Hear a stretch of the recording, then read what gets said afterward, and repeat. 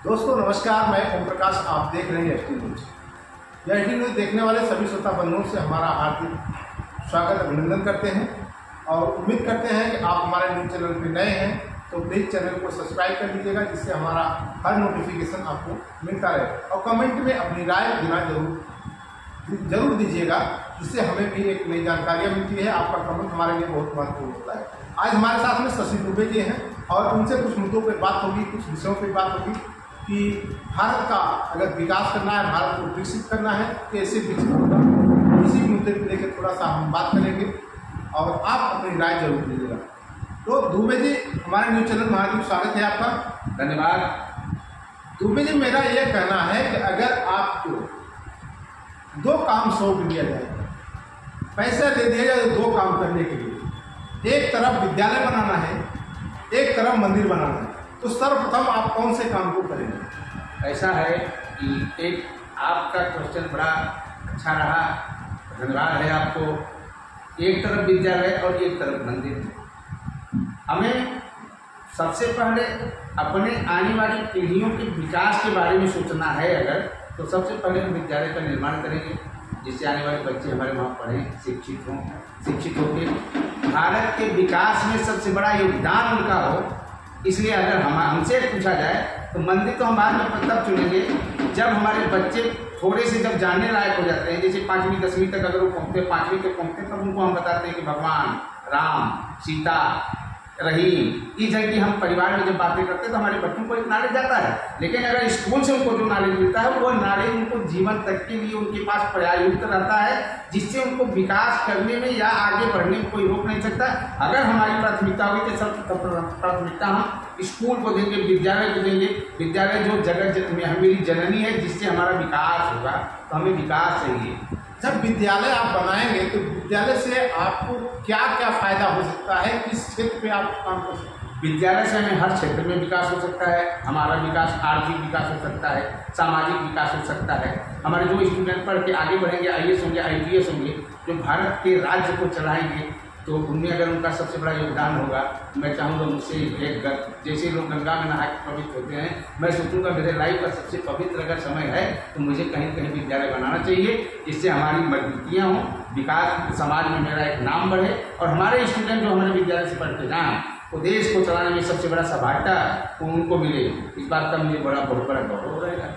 और मंदिर बनाने से क्या फायदा होगा? मंदिर बनाएगा, मंदिर बनाने का समय होता है जब तक हम 40-45 के हैं, तब तक मेहनत करके जितना अपने समाज के लोगों पर, जितने समाज के पिछड़े लोग हैं उनको आगे बढ़ाने में, उनके विकास करने में, स्कूल बना के बच्चों को पढ़ा के उनको आगे बढ़ाने में जितना भी हो सकेगा हमें संपूर्ण त्याग करना चाहिए। 45 के बाद तो हम मंदिर पकड़ ही लेंगे ना।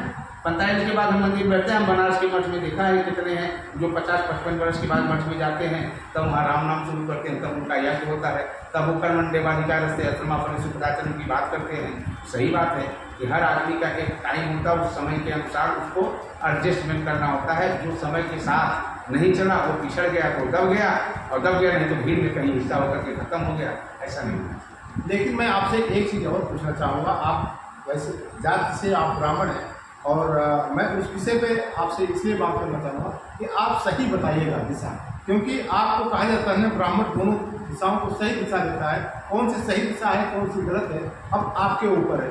जैसे सावन महीने में बोल बम के लिए लोग जाते हैं, उसमें से छोटे बच्चे जाते हैं, 8 साल के भी जाते हैं, 10 साल के भी जाते हैं, 12 साल के भी जाते हैं, 15 साल के भी जाते हैं। अगर ये बच्चे उसमें शामिल होते हैं तो ये मदिरा का सेवन तो करते हैं, तो क्या जो मदिरा सेवन करते हैं, नशापत्ती अगर करते हैं, वो देख के अगर किसी का सेवन करते हैं तो इन बच्चों का विकास होगा क्या? इनके ऊपर भी कुछ ऐसा एक्शन होना चाहिए। देखिए उमरा जी, आपका ये क्वेश्चन जो है बहुत अच्छा लगा मुझे। आपको ये क्वेश्चन पूछना भी चाहिए। और इस मुद्दे पे तो लगभग मैं जानता हूँ, जैसे देखता हूँ और चैनलों के माध्यम भी देखता हूँ। मुझे ऐसा आपका जो क्वेश्चन है, मैं उसको आपको धन्यवाद देना चाहता हूँ। देखिए, बोल बम भगवान ने ऐसा नहीं कहा है। भगवान के 2 प्रारूप रहे हैं। हम भोलेनाथ जी के बहुत परम पुजारी हैं और मैं आपके चैनल के माध्यम से इतना जरूर बताना चाहता हूँ कि बाबा विश्वनाथ नगरी, भोलेनाथ की नगरी जो है, काशी विश्वनाथ बाबा के जो है पैर की जमीन की तरह हम लोग पैदा होकर के बड़े होकर के आज गुजरात अपनी कर्मभूमि बनाने के लिए आए हैं और गुजरात को कर्मभूमि बना के हम यहाँ रह रहे हैं। मेरे लिए बड़ी गौरव की बात है। बोलबम होना चाहिए, हर समुदाय के लोग हों, हिंदू मुस्लिम सिख ईसाई, धनी है असवादासी है, लेकिन इतना कहना होगा कि हम सब भारतवासी हैं। ये गौरव की बात है। हम भारतीय हैं, भारत माँ के सपूत हैं, चाहे वो हिंदू हो, चाहे मुस्लिम हो, चाहे ईसाई हो। हर धर्म के, हर कास्ट के धर्म की परंपराएं अलग अलग हैं। जैसे हमारे धर्म में हिंदू धर्म है, हिंदू धर्म में है बोलबम का नारा है, बम बम बोले। और जो आप नशे की बात करते हैं तो भोले शंकर नाथ को लोग कई प्रारूप में देखते हैं। कुछ लोग कहते हैं वो नशे के, वो गांजा पीते थे, कुछ लोग कहते हैं वो चरस पीते थे, कुछ लोग कहते थे कि समिति पी गए, गंगा समिति पी गए, वो जहर विष को भी पी गए थे। तो लोगों का ये जो कहानी है, ग्रंथावली है, लोग अलग अलग बातें करते हैं। लेकिन जो लड़के, कम उम्र के लड़के अगर ऐसी परिस्थिति में वो बोलबम में जाते हैं, या मैं तो ये कहूँगा कि ऐसे बच्चों को अपने सुविचारधारा से अपनी बुद्धिमत्ता का प्रयोग करते हुए जाना चाहिए। ऐसी बहुत शिकायतें आती हैं, जैसे आपने पूछा कि वो नशे करते हैं, वो दारू पीते हैं या मदिरा पीते हैं, तो ठीक है, उनकी खुद की विचारधारा हो सकती है, लेकिन मेरे संप्रदाय से जुड़ा हुआ नहीं है। जो व्यक्ति जाता है उसके व्यक्ति तो उस व्यक्ति की विचारधारा हो सकती है, लेकिन ऐसा कोई धर्म संप्रदाय में नहीं लिखा है कि आप अगर जाते हैं बोलबम में आप दारू का सेवन करें या आप गांजे का सेवन करें या आप झगड़े करते जाए। नहीं, आप एकदम शांति प्रिय ढंग से भोलेनाथ का नाम लेते हुए आप बिल्कुल जा सकते हैं और यात्रा में शामिल हो सकते हैं। और कोई भी व्यक्ति शामिल होता है ये तो बड़ी खुशी की बात है ना। लेकिन क्या आप जो बोलबम जाते हैं लोग, उसमें किसी IPS अधिकारी या बड़े नेता मंत्री के बच्चों को जाते देखा है? कांवड़िया में ऐसे लोग नहीं जाते। हाँ, आयोजन जो है वो मंत्री करता होगा, MLA करता होगा, MP करता होगा या उद्योगपति करता होगा, जिनको समाज में अपनी प्रबुद्धता को बताना है, ऐसे लोग उसका आयोजन करते, लेकिन वो जाते नहीं। इसी बोलबम को लेके रायबरेली के एक टीचर रजनीश भगवान ने कविता लिखी थी। उस कविता का आप विरोध करते हैं या उस टीचर का विरोध करते हैं कि उस टीचर की सराहना करते हैं? ऐसा है श्रीमान जी, आप प्रकाश जी, आपने अगर नीचे क्वेश्चन पूछा है तो मैं आपको इतना जरूर कहूँगा कि उस कविता को अभी तक हमने न सुना है और न समझा है। धन्यवाद देना चाहता हूँ आपका। एक बार वो कविता हमें जरूर सुनाइएगा, अगर उन्होंने अच्छी करी। मैं एक श्लोक आपको बताता हूँ। उस कविता में लिखा है, कांवड़ लेकर मत जाना तुम ज्ञान का दीप ज्योति जलाना। मतलब उनका कहने का मतलब था कि जब हमारे बच्चे आते हैं हमारे यहाँ, जब पढ़ाई में लेट होते हैं, 2 दिन 4 दिन नहीं आते हैं, हम उनसे पूछते हैं तो कहते हैं साहब मैंने कांवड़ लेके गया था, थोड़ा सा मद्दा पी लिया था, नशा पत्ती कर लिया था, सेहत खराब हो गई थी, इसलिए नहीं आया। इसलिए हमने यह कविता लिखी है। आप वो कविता अगर ढूंढेंगे तो आपको ऑनलाइन मिल जाएगी। तो एक शिक्षक अपने छात्रों को अगर ज्ञान देता है, क्या वो धर्म का विरोध करता है? शिक्षक गुरु होता है। गुरु ब्रह्मा गुरु विष्णु गुरुदेव महेश्वर गुरु साक्षात परम तस्मै श्री गुरुवे नमः। ये संस्कृत के लफ्ज हैं। गुरु जो होता है वो सर्वोपरि होता है। अगर गुरु हमें अच्छा जो ज्ञान देता है उसको मुझे स्वीकार करना चाहिए, उसके आधार पर मुझे आगे बढ़ना चाहिए। मैं सारे छात्रों से, देश के समस्त छात्रों को एक बार उनको अपनी तरफ से शुभकामनाएं देते हुए करता हूँ कि गुरु माता होते हैं, गुरु पिता होते हैं, गुरु ब्रह्मा होते हैं, गुरु विष्णु होते हैं। तो हमें गुरु की बातों को सर्वोपरि रखना चाहिए और उनसे शिक्षा लेकर मुझे आगे बढ़ना है। अगर शिक्षा उनके दिए हुई शिक्षा में कहीं हमें तकलीफ आती है तो दोबारा उनसे पूछना होगा कि गुरुदेव यहाँ कहाँ प्रॉब्लम आ रही है, आप मेरी मदद करें। अगर वो मैं मदद कर सकता हूँ आगे बढ़ें। उस टीचर के ऊपर इस विषय को लेकर FIR हुआ, आपने धर्म का विरोध। देखिए जो सरकार चल रही है वो धार्मिक सरकार है। इसके बारे में मैं आपको क्या कहूँ, मुझसे ज़्यादा तो आप जानते हैं क्योंकि आप चैनल से जुड़े हुए दिन भर आप फील्ड में हैं। तो सरकार के हाथ में सब कुछ है, लाठी डंडे सब सरकार के अधिकार से आते हैं। तो ये आप मानते हैं कि अगर देश का विकास करना हो तो शिक्षा सर्वप्रथम होना चाहिए? आज हम आपके चैनल के ऑफिस में पहुंचे हुए हैं, आपने मुझे बुलाया और आपने मेरा सम्मान किया और आपके चैनल के ऑफिस में आए हैं। आपके प्रश्नों का अगर जवाब दे रहे हैं तो मैं ये कहूँगा कि मेरे गुरुजन की ये कृपा है। मैं जब छोटा बच्चा था तो मुझे माइक पे बोलने नहीं आता था। अगर मुझे किसी ने सिखाया तो मेरे गुरुजन ने सिखाया है। आदरणीय पंडित चिंतामणि दुबे जी थे जो मेरे पहले टीचर थे और पहले बैच का मैं स्टूडेंट था, KG का, मैं इंग्लिश मीडियम का छात्र रहा हूँ। मैं अपने उस गुरुदेव के चरणों में साक्षात दंडवत करके उनको प्रणाम करता हूँ, आदरणीय श्री चिंतामणि दुबे जी को, जिन्होंने आज मुझे गुजरात राज्य में इस मुकाम पर पहुंचाया कि मैं इस लायक हुआ कि आपके चैनल पे ऑफिस में बैठ के आपके लाइव इंटरव्यू में अगर बैठ के मैं अगर जो आज इंटरव्यू दे रहा हूँ, आपके प्रश्नों का जवाब दे रहा हूँ, ये आदरणीय चिंतामणि द्विवेदी की देन है, जो हमारे सर्वप्रथम टीचर थे हमारे बचपन में। जब मैं 5-7 वर्ष का था और केजी में पढ़ता था, उस समय इंग्लिश मीडियम स्कूल बहुत कम हुआ करते थे। उन्होंने मुझे आगे शिक्षा दी कि मैं इस स्तर पर आया और पहुँचा। मैंने उनकी शिक्षा को ग्रहण किया। मैं अपने गुरुदेव को साक्षात प्रणाम करता हूँ। लेकिन आपका ये मानना सही है, ये आप मानते हैं कि अगर देश का विकास करना है तो शिक्षा सर्वप्रथम होना चाहिए? देश का विकास करना है तो शिक्षा जरूर होना चाहिए। अर्ध शिक्षा भयंकर, संस्कृत में कहावत है, अर्ध शिक्षा भयंकर।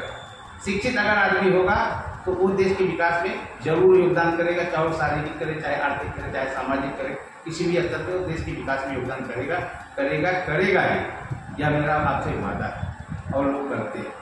देखिएगा, शशि दुबे का कहना है कि मैंने जब उनसे एक सवाल पूछा कि आपको अगर दो काम है और पैसा एक काम को करने के लिए दिया जाएगा, उसमें से सर्वप्रथम आप कौन सा काम करेंगे? एक तरफ आपको मंदिर बनाना है, दूसरी तरफ आपको विद्यालय बनाना है, और आपको केवल एक पैसा उतना ही मिलेगा कि एक ही काम हो सकता है। तो शशि दुबे का कहना है सर्वप्रथम हम विद्यालय बनाएंगे, स्कूल बनाएंगे, जिससे शिक्षा मिलेगी, और शिक्षा मिलेगा तो ही देश विकास करेगा। शिक्षा का महत्व सर्वप्रथम होना चाहिए। तो दोस्तों, हम ऐसे लोगों की सोच रखने वाले लोगों की हम सराहना करते हैं, और हम भी मानते हैं जब तक शिक्षा नहीं होगी तब तक हमारा देश विकास नहीं करेगा। मंदिर तो बाद में बन जाएगा, लेकिन शिक्षा नहीं है तो आप अच्छा शिक्षा अगर एक लोगों ने कहा था जिस आदमी को, जिस लोगों को मानसिक गुलाम बनाना हो तो उसे शिक्षा से दूर रख दो, ये सही बात है? शिक्षा सर्वोपरि। अगर मैंने आपको एक ही बात कर दिया कि हमने आपको जिक्र भी किया कि जो मेरे पहले टीचर थे, जब मैं इंग्लिश मीडियम की केजी में मैं गया था, केजी के बाद जो मेरे टीचर ने मुझे नंबर दिए, पहले मुझे आता नहीं था, वो इंग्लिश में मुझे बताते थे माइल, तो हम लोग हंसते थे क्योंकि हम गांव के बच्चे थे, मुझे नहीं आता था भगवान द सेंटेंस माइल, मुझे मालूम नहीं था कि इसका अर्थ क्या होता है। भाई माने मेरा होता है। जब वो हमसे माई करवाते थे तो हम गांव में अपनी माता जी को माई के शब्द से पुकारते थे, तो मुझे बड़ी शर्म लगती थी कि हम कैसे माई कहें, गुरु जी बार बार वही बात करें। लेकिन उन्होंने मुझे इसको रटाते रटाते इतना निचोड़ बनाया कि मैं आज इस काबिल हूँ। इसलिए मैं आपको कह रहा हूँ कि शिक्षा सर्वोपरि है, शिक्षा होनी चाहिए। अगर आप पढ़े, मैं आपको एक बात बताना चाहता हूँ, अगर आप पढ़े लिखे इंसान हैं, आप अगर अपना खुद का बिजनेस करेंगे तो आप अपने बिजनेस में सक्सेस होंगे। अगर आप नौकरी करना चाहेंगे तो आप अपने नौकरी में सक्सेस होंगे। अगर आप कोई भी काम करना चाहेंगे, जब आप उसकी स्टडी करेंगे, स्टडी करने के बाद अगर वो वर्क नहीं करते हैं तो आप कभी फेल नहीं होंगे, सच्चाई है। और अगर हम नहीं पढ़े लिखे हैं, या मैंने स्टडी नहीं किया है, या मैं नहीं कभी सोचा है कि इस लाइन में जाना है, इसकी स्टडी करना है, तो हम नहीं जा सकते, कभी नहीं जा सकता और कभी सक्सेस नहीं हो सकते। इसलिए मैं ये कहता हूँ, जैसे आप प्रकाश जी ने क्वेश्चन किया ना कि मंदिर बनाना है, या मैं कहता हूँ कि मंदिर तो बना के हम कभी भी जय श्री राम कर सकते हैं। मैं ब्राह्मण हूँ जात से, सुबह में मैं 2 घंटे भगवान की सेवा करता हूँ, पूजा अर्चना करता हूँ। ये हमारी क्या कि मंदिर में लोग क्यों जाते हैं? आत्म शांति के लिए हम मंदिर में जाते हैं और भगवान के मूर्ति के सामने प्रार्थना कर। मैं आपको बताऊँ, मैं हिंदू धर्म का हूँ, मुझे करते हुए बड़ा गर्व हो रहा है। एक मंदिर ऐसा है जहाँ लोग माथा टेकते हैं, एक मंदिर ऐसा है जहाँ लोग जाते हैं, माथा टेकते हैं, बहुत लंबी भीड़ें होती हैं। आज इतने बड़े बड़े महान कथाकार लोग बैठे हुए हैं, ये सब बहुत सज्जन आदमी हैं, इनको देखने के लाखों की भीड़ें होती हैं। मंदिर संप्रदाय से जुड़े हुए हैं, तो अपनी एक श्रद्धा है, हमारी श्रद्धा है। हम दोनों मंदिर है, एक मंदिर है, एक बाल मंदिर है। तो हमें ये चॉइस करना है, बाल मंदिर मेरा विकास करेगा, मंदिर विकास करेगा, दोनों विचारधारा विचार करने के बाद ही हमको उस विचारधारा के प्रारूप में आगे चलना होगा। और उसमें क्या है कि सर्वोपरि उसमें सहयोग करना होगा और विकास। तो देखिएगा, ऐसे हम छोटे छोटे खबरें दिखाते रहेंगे। तब तक के लिए जय हिंद, जय भारत, नमस्कार।